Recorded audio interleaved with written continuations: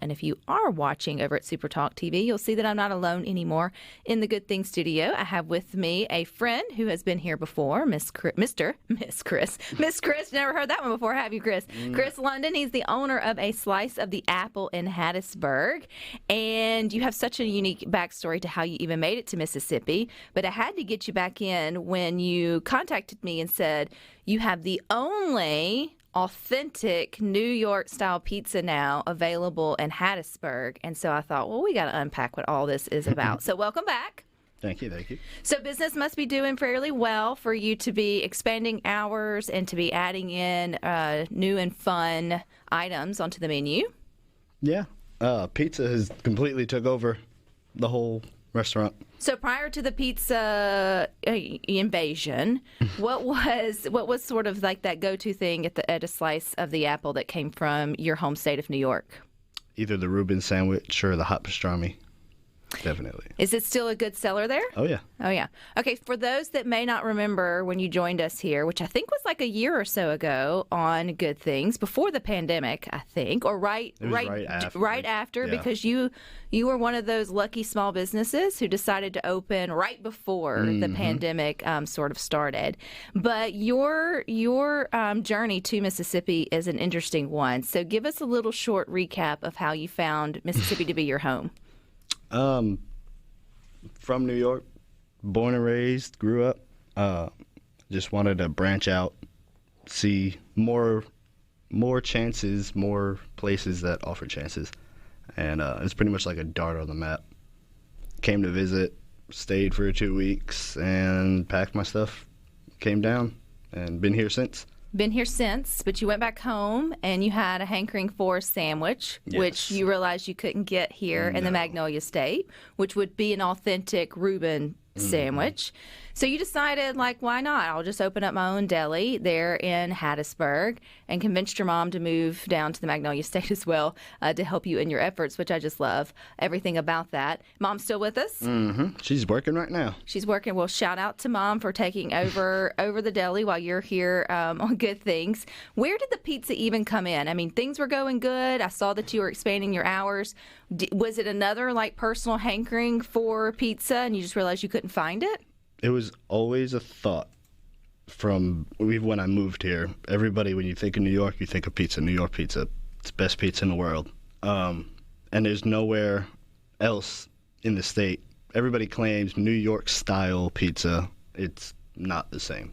Okay, so what is New York style pizza? It's the big floppy slices with the airy crisp crust. And it all just comes down to the ingredients and the way you make the dough. And the way it always comes down to the dough, I would assume. Okay, so for those that may be listening and they have their favorite pizzeria in their local town that says New York style pizza, how are they wrong? I have traveled all over the state and Googled New York pizza and have been to so many different places. We're not throwing anybody under the bus No, here. no names. On Good Things. So you did your homework, though. Yes, I definitely did. Anybody come close? Can I give a name? If it's positive. Yeah, it's positive. It's Good Things. There is one place in Meridian that I've been to in the past 6 months that is very good. It's called Nick and Al's New York Pizza in Meridian. And so it's almost there. It's almost there. It's just smaller. So is Nick and Al, are they still Mississippi born and raised? Because I feel like you have to have a New Yorker make your New York style pizza. From my understanding, there was somebody else who owned it, and they were from New York. And somehow in the mix, he's not there. So the people that do run it So that's why it's not a big enough slice. We'll give them that. Maybe. Well, we don't want to give them... But it's very good. It tastes very, very good. Every time I go to Meridian, that's where I go. Well, it sounds like that would be a great recommendation coming from a pizza snob. Very. Or at least a New York pizza snob. Yes, very, New York very style much. pizza style. New York style pizza snob. So I'm going to get it out right. We're going to get you bumper stickers for that, Chris. Okay, so you went back and you were like, this isn't here. So how do I make sure that if I bring pizza to A Slice of the Apple in Hattiesburg, that it's authentic? What's the first thing you did? Well, I went back to New York for 2 weeks by myself, to see family and friends, right around 4th of July. And when I was up there, I used to deliver bread before I moved here, so I know a lot of the pizza places up there. So I walked into 11 different pizzerias and said, I need your recipe. In New York? Yep. And they just gave it to you? I'm 1,200 miles away. I'm not in any competition. So they're like, here's this, here's this, here's this, here's how to do this. Now, how did they know that? That you lived in Mississippi. This is people that I know. Oh, okay. I was like, this feels very un-New Yorkish. This is much more Mississippi hospitality to be like, oh, sure, let me give you our family recipe. Of course, you're not from around here. No, they were definitely snobby, but. And I say that in the best way possible. Okay, so you went back home. You're like, hey, look, I'm 1,500 miles away. I want to bring a taste of New York. So did you just take all the recipes and start trying them? And were these crust recipes specifically? A lot of them were very, very similar. It really comes down to the exact brand and type of flour and cheese and sauce base and all this other stuff that everybody had in common. Like they all said, use this type of flour, use this brand of cheese, use this. So I pretty much took everything, combined it, added a little pinch of my own, and I have mine. And you have yours. So what was it? What was the first one like? What's the first pizza combination you made? It tasted good, but it looked terrible. Because Well, I don't know if like a real now Chicago style, the deep dish, they are kind of pretty to look at because it's like this big, massive It's a pie. casserole. It's a casserole basically that you eat with your hands. I've never heard of it that way, but that's exactly what it is.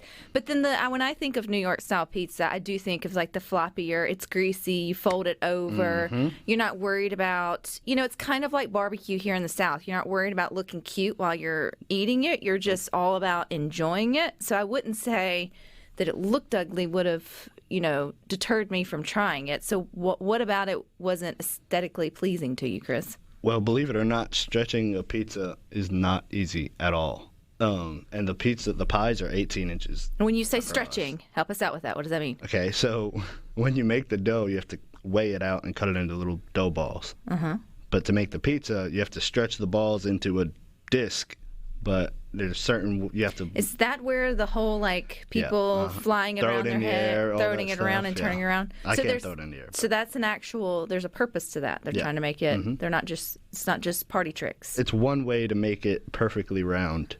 I can't do that. I've tried. So you just try. So you got it out, and then what toppings and what was the first New York style pizza made here in Mississippi? I What just was made on a it? regular cheese pizza.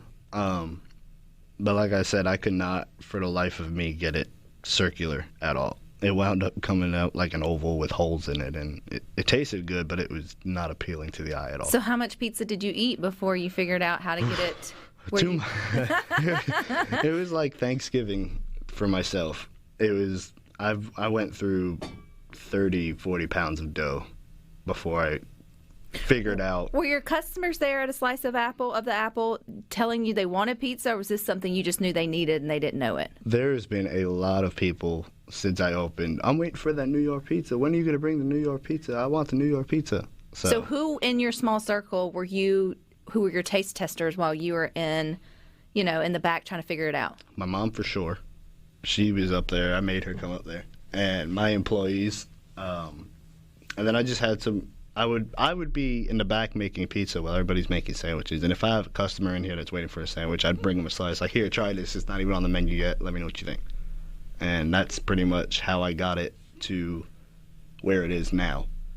Well, it sounds like the only thing that you needed was the actual circular pizza look. So how did you nail that out? How did you figure that out? YouTube.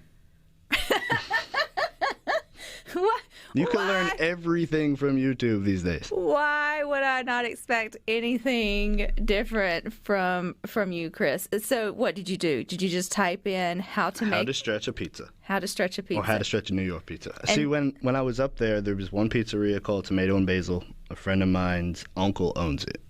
And he let me in, and I worked there for a day just stretching, just to practice. And I figured out there was actually a girl who was their main pizza maker. Don't sound surprised. Girls can make pizza too. Oh, obviously.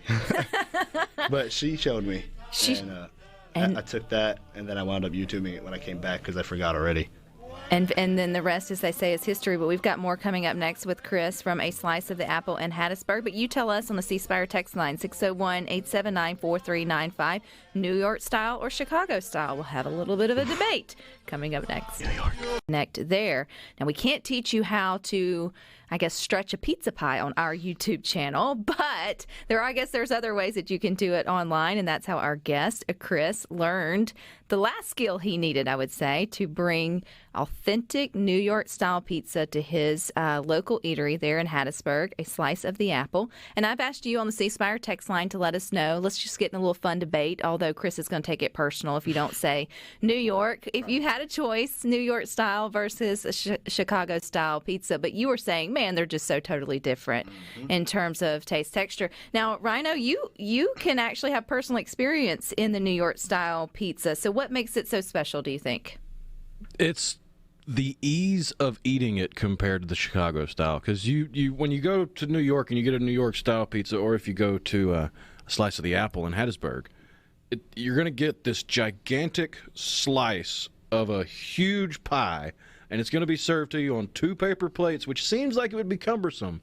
But you just hold it, fold it, and eat it. And you can do all that walking down the street. Whereas with Chicago style, this deep dish casserole of tomato sauce, you're going to have to use a fork and knife. That's true. I've never had an authentic New York slice of pizza in New York, but I have had deep dish in Chicago. So I guess I don't have anything to sort of compare that to. So you actually take the 2 plates, and is that like your utensil? Because those flimsier paper plates, the kind that have the little ridges on it. That's what we use. Yeah, that they fold with you, right? No. No, they don't. No. So it's not that way. Okay. Instead of holding it in your hand, you hold it on the plate, and then you just pick up the pizza and fold it. And then fold it and do it that way. Okay. So one size, is there like the big pizza that you see in the movies? 18 inches. Yep. And that's it.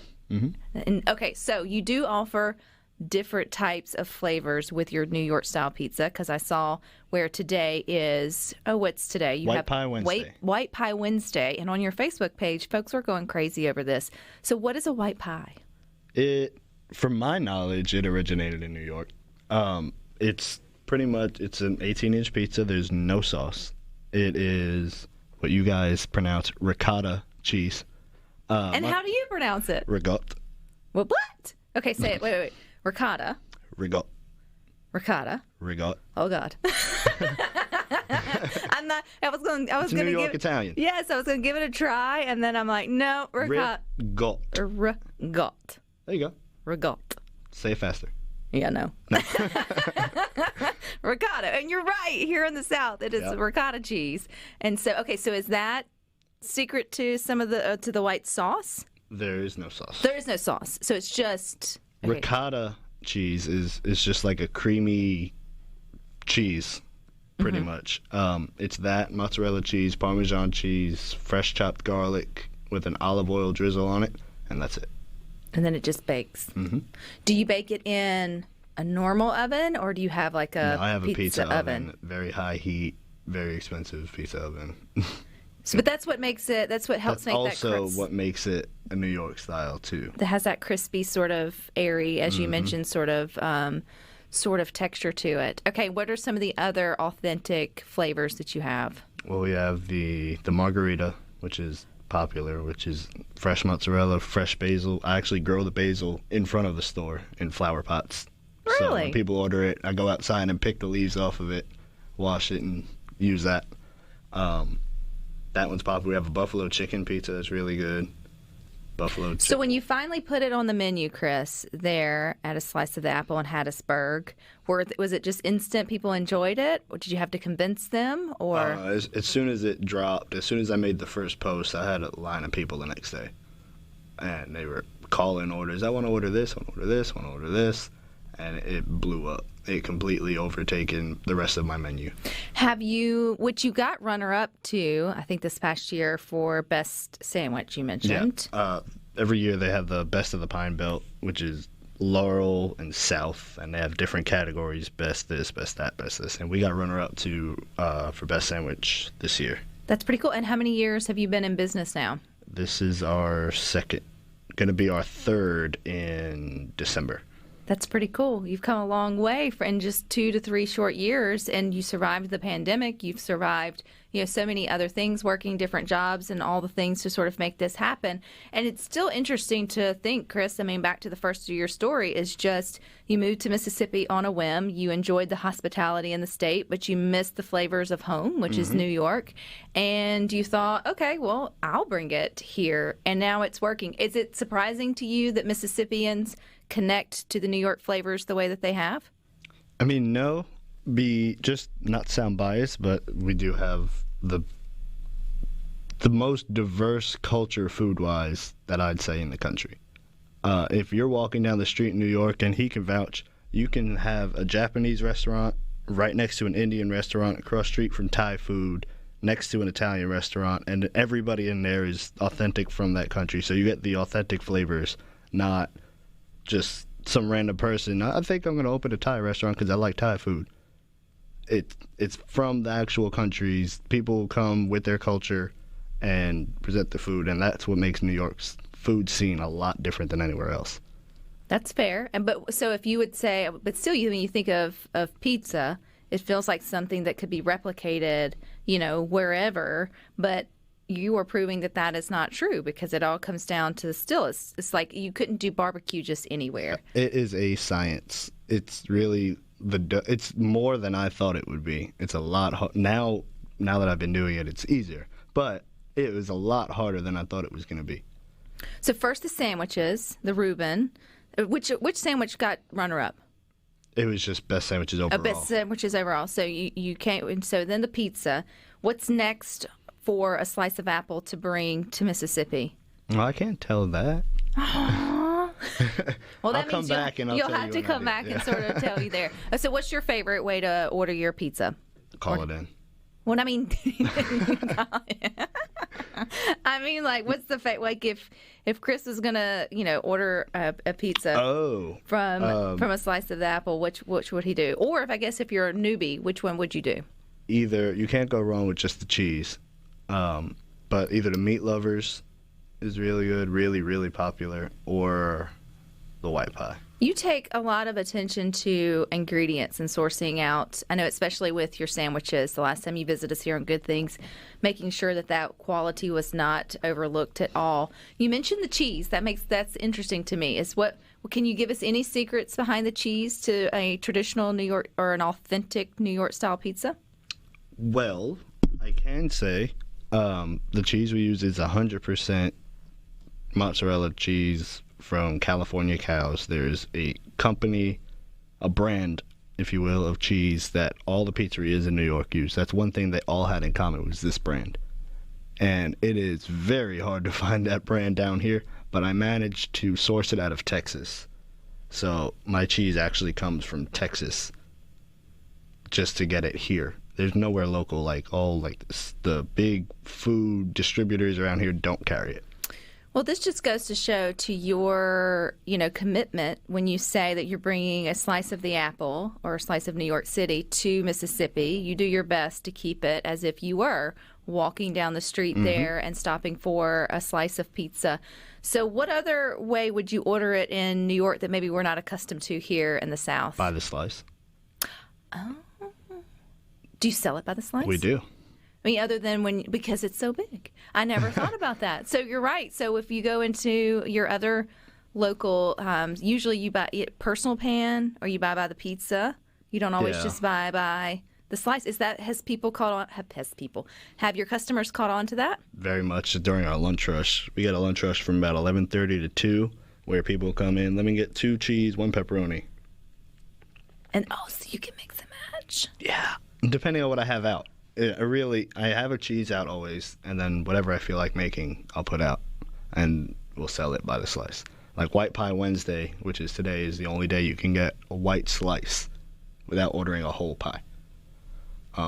Pretty cool. Well, I can't wait to see what you bring to Mississippi next, Chris. We'll have to keep following your story. I mean, every couple of years, you just come on back and we'll keep, helping you celebrate your success. Because, it's been a really tough couple of years for small businesses, but there are still some that are thriving. and serving communities well, and people are responding. And so I think that's a really cool and good thing, and that you chose Mississippi as home. So where can we go and find you online? We're on Facebook. We're on Google. If you Google us, we do have Grubhub. Where are you in Hattiesburg? Right on the corner of Westover Drive and 4th Street. It's connected to a gas station. So there you go. There's a Fast Track gas station. We're connected to it. You can't miss us. I have big flags out on the curb at the street and basil. And basil outside. There is basil outside. There is basil outside. All right. Well, thank you for your time, Chris. You guys stick with us. We've got a few more good things for you coming up next.